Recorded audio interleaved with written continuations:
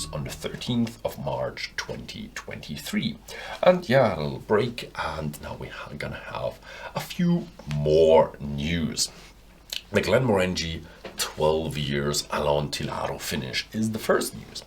It's part of the Barrel Select series, 4 years in Amontillado cask, 46% ABV, and it's the fourth within the series.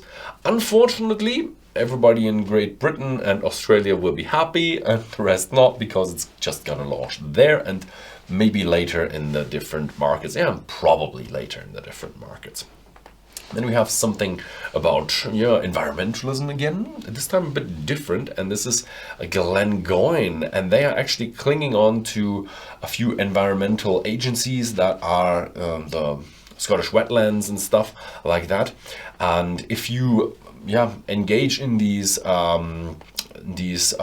charity organizations that are actually doing the wildlife and wetlands, then you actually get 1 bottle of whiskey and a free tour through the distillery, which is pretty nice. So you have, if you engage there, then you have to do quite a lot. You have to cut down trees, take out vegetation and invasive species. So it's quite a lot what you need to do to keep the wetlands, the wetlands. Next up is the East Coast. The Kingsbarns Distillery has a new flagship single malt called the Doocot. The barley for the Doocot is directly from the neighboring regions of the distillery, and it's a combination of bourbon and Portuguese red wine casks. 46% ABV, no coloring, so that's a good start for a core range. Yeah, then we have Loch Lomond, and they are bringing out a new blended malt brand. It's called the Noble Rebel, and it's under the oversight of master blender Michael Henry, and he is producing 3 different types, and that's the Orchard Outburst, Smoke Symphony, and Hazelnut Harmony. All no age statement, not colored, not chill filtered, 46% ABV, and should be available pretty soon. Then we have a couple of very old whiskies. First up, we have Glenrothes, 42 years old. It was already announced in October. Now we have 1,134 bottles, matured in sherry seasoned casks, 43% ABV. Next up, very old bottle from Highland Park with 54 years of age. It's the oldest Highland Park of the distillery up until now. It's the 225th anniversary, so that's why they're bringing out. And they're bringing out 225 bottles with 46.9% ABV, and the sale price will be around £39,000. Probably gonna rise to 40 or something like that. Yeah. Then we have a new distillery, and it's hard to pronounce. It's Uilebheist. I don't know how to pronounce that distillery, and that is actually in Inverness. No distillery has been opened in Inverness for 130 years, and the distillery is producing low carbon emissions, and they're only producing 200 casks per year, but they want to increase their amount over the years. 200 casks is not a lot, but hopefully they will rise in the future. Then we have some from the NFT market, and that's Metacask. They are auctioning off a 1988 Macallan cask. You have to bid more than $3 million US. It's the sherry butt with the number 4178, and it was filled on the 8th of May 1988 and has a alcohol content of 51.2% ABV. So yeah, very, very pricey thing. Then we have a new Tobermory. You know the Hebridean series, we had a 23, we had a 24, and guess what? Now it's coming at 25 with 48.1% ABV, limited to 5,298 bottles, matured in Oloroso casks with a finish in Gonzales Bias casks. Sounds pretty intriguing. Then we have a new bottling from Port Charlotte, the Islay Barley 2014. As always, 50% ABV, 40 ppm. And then we go to the Isle of Arran with the Lagg Distillery. They already brought out a very special bottling. Now they're bringing out their first single malts from their core range. The Lagg Kilmory and Lagg Corrie Cravey. The Kilmory is like the standard one. Smoky, first fill bourbon barrels, no chillering, no chill filtration, 46%. And yeah, the name comes from a nearby village near Lagg. The second one is the kind of the jazzed up version. You have bourbon cask plus 6 month finish in Oloroso sherry cask. No coloring, no chill filtration, high ABV, 55% ABV, and also a very little village northwest of Lagg. So yeah, 2 new core range bottles from Lagg. That sounds pretty nice. I'm gonna visit the distillery very soon, so if you have any special questions for that, then write them down in the comments below. Then we have a promotion for Stephanie MacLeod. See, she's going to become the director of blending of Scotch whiskey at Bacardi. But she is very, very knowledgeable. She has already been master blender at Bacardi and already 25 years of experience at whiskey production. Now she's going to be responsible for the personnel and the concepts of the development of whiskey brands like Royal Bracla, the Deveron, Craigellachie, Altmore, and Aberfeldy. Yeah, so very responsible, position. Next up, we have a crime. 350 bottles of the Maltman and the Grainman were stolen. They stole a whole pallet of whiskey during the transport from Scotland to Switzerland. Probably it was stolen in France, and the bottler and the importer actually asking for your help. If you see some of the bottles being sold, the bottles, I actually gave you a list here: Islands, Blended Malt 22 years, Bunnahabhain 12 years, Secret Speyside 30 years, Ben Nevis 24 years, Dumbarton 30 years. If you see like a pallet of these being sold, please say something.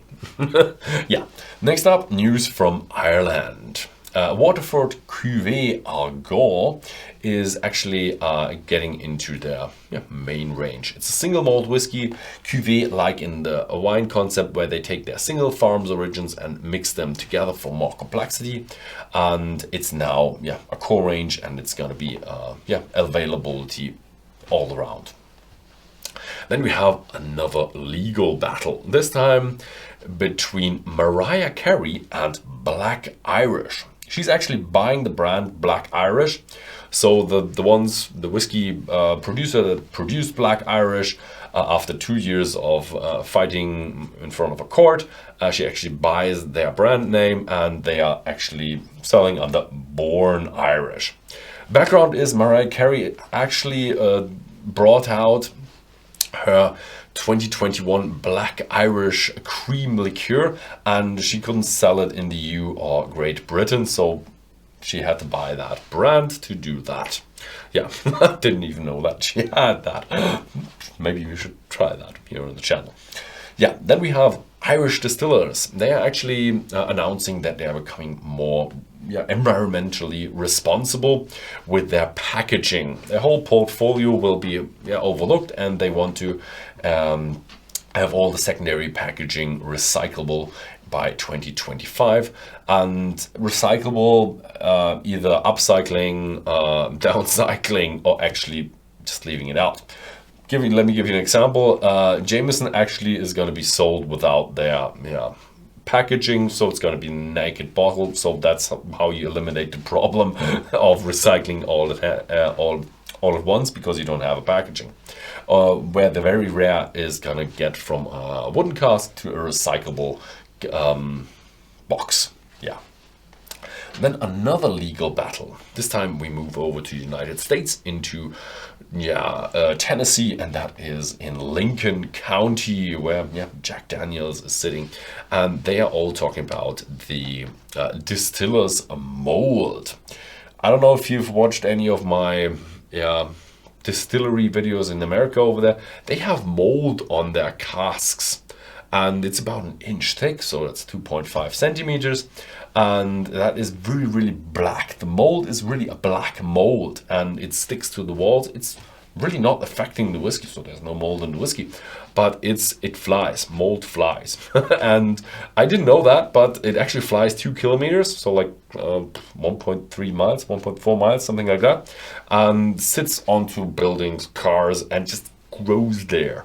And just is black, and that is really annoying for the people who live there. And they are now getting into a court fight because Jack Daniel's wants to have 40 new warehouses to their 6 already standing warehouses there. They're actually not suing Jack Daniel's, but actually the regional county who actually stamped the papers for their building permit. And there's already a little bit of an update. The court has already struck down the building permit, and Brown-Forman is not allowed to build, so Brown-Forman stopped everything. And they're really not sure how it's gonna continue. So I didn't know that distiller's mold is such a problem, because the distiller's mold, let's say in Bardstown, where they have a few warehouses there as well, must be a lot worse. But apparently distiller's mold is a problem. But sounds legit. Then we have news from Yellowstone. They're bringing out their first single malt. So we're still in America. Single malt from America. It's the Limestone Branch Distillery that bringing out their Yellowstone Branch, Yellowstone American Single Malt Whiskey, 54% ABV is the title of the bottle. It's 4 years in American oak cask, 100% malted barley. Really a single malt, and should be available in the United States around now. Then we have international news. The German or Frankish distillery called Elch Brauerei, which is brewery, but they also do have a distillery. They actually had their roof on fire. It sounds funny, but it's really not. They have a damage of 500,000 euros, which is around that in dollars as well. And they actually, luckily nobody was in the building, and they are now in standstill. They can't produce. Unfortunately, they don't know how long it will take, to repair everything. And they also don't know why it was burned down as well. Then more international news from the Alexandrion Group. I think I already had them in the news sometime. That is the Romanian, the biggest Romanian spirits and wine producer. And he already has a distillery in Romania, and now they're building up a second distillery, actually just right next to the first distillery. I think they're just doubling their production capacity because their whiskey is going pretty well. So the Carpathian single malt is gonna continue. Then we have news from Stauning. Stauning is the Danish, and the Danish, they have a bit of a problem with their labels, about their artsy labels, and now they're bringing out a do-it-yourself package. So what you get is kind of a very neutral bottle, just all the labels on it that you're allowed to sell it, and then you can stick stickers and on it, so you can create your own art style for your own label. Sounds pretty cool. That was it. Now I have a little interview, and thank you very much for watching. So that was it with the news, and we still have a little interview with John Mackenzie from the Aberfeldy Distillery. Very welcome. Thank you very much. Thanks for having me. And the news about you was you became the new distillery manager of Aberfeldy. It was in 2020, right? Yeah, June 2020. Yes, but you're not a spring chicken. You started your career in whiskey like 20 years ago? Yeah, almost 20 years ago I started. I actually started in a whiskey shop in Inverness. I was a shop assistant there, and I could only, as a young man, I could only dream of working as a distillery manager. But I was lucky enough to get a job starting as a distillery operator at Royal Brackla. That was in 2006. And then I gradually made my way into the position I'm in now, which is distillery manager at Aberfeldy. Nice. So was it like always your dream when you started off, or was it did you just get into it? Yeah, I mean it's funny. Whiskey, when when I was working in the shop, it was kind of like a hobby in a way. It was getting used to the different brands and becoming familiar with the different tastes and so on. But looking at all the special limited edition bottlings with the distillery managers' names, I could only look on in awe at what that actually meant to be in a position where you could actually write your name on a bottle like that. So, but here we are now. Yeah, it must be a dream come true actually. So, you're now distillery manager at Aberfeldy. I've heard a lot of stuff about sustainability of Aberfeldy. So what's going on there? What are you doing there? Yeah, so we have a biomass boiler, which burns wood pellet fuel, which supplies our steam demand for the distillery. That accounts for 95% of our steam demand. We also have LPG. We're burning LPG, which is lower carbon emissions than our old heavy fuel oil boiler, which we converted last year. So looking forward, the LPG tanks have the potential to switch to biogas, which will be a carbon neutral fuel in the future. So our goal is to go carbon neutral by 2030. So 2030. Okay. zero carbon emissions. Yeah. So, do you also do like energy recuperation and that kind of stuff? Yeah, of course we do. We have heat exchangers on site. We we we're always looking at new technologies which might be available. We're looking efficiencies is very important. We like to keep things clean and keep heat transfer to a maximum to reduce our carbon emissions that way. Yeah, it's always nice to have when you have the efficiency side. It's always nice to have you lower your environmental impact and you also lower your cost. Yeah, absolutely. Yeah. That's the thing. But it's very important now, just with the spiraling costs of energy, as everybody in the world knows about. Yeah. And So, is feeling. how have you worked yourself in at Aberfeldy, and how is your outlook? What you gonna try to do in the future? So we're busy all the time. Every day's different. So it's getting used to the plant. We have an evaporation plant for our pot ale, which takes a lot of time and consideration. We have to look after our effluent, which has to remain in consent because we put effluent into the River Tay, which is just a stone's throw away. So it's maintaining our effluent treatment plant as well. So looking forward, production is key. Our forecasts are that the market for whiskey is very buoyant just now. So looking 10 years ahead, we have to try and figure out ways of making more. So potentially that could be new stills in the future, expansion. So it's interesting times for Scotch whisky industry. Everybody's looking to the future with positivity. Yeah, I'm always glad to hear that someone is planning to expand their production because I like it when you have enough, so you can have enough for storage. If you don't have enough production, then you can't put it long enough in the cask. Yeah. Yeah, I like Yeah. to hear that. Yeah, so Yes, it goes. It's not just a case of expansion. We have to look at storage as well. So the warehouses have to. You need more warehouses at the end of the day. More room involves putting down investment now before you can even begin to expand. yes. Oh, nice to hear. But it's still everything is still in planning phase, huh? Yeah. Otherwise, we've probably heard it through the press. Yeah, it's at very early stages. So we, yeah, we're keeping an eye on the space in the future. Yeah, I'd love to hear. I'd love to visit you again. You have that nice river, and it's just a nice distillery. Yeah, so thank you very much for having us or having an interview with me. Is there anything you'd like to add? Anything you'd like to mention? And no, just hello to you guys in Germany and keep enjoying Deers whiskey. Oh yeah, we do. Actually, a lot of Aberfeldy as well. Aberfeldy is. Oh, yeah, we just had a few special bottlings with your, I think it was red wine series, right? Yeah, That was Cabernet Sauvignon and Napa Valley. yes, Napa Valley we had, and the I can't remember, but they were amazing. They were really good. Pouillac, yes, Yeah, that was nice. yeah. Okay, Beautiful. yeah. So thank you very much for the interview, and to all the viewers out there, thank you very much for watching, and see you next time. Thanks a lot. Thank you. Bye bye.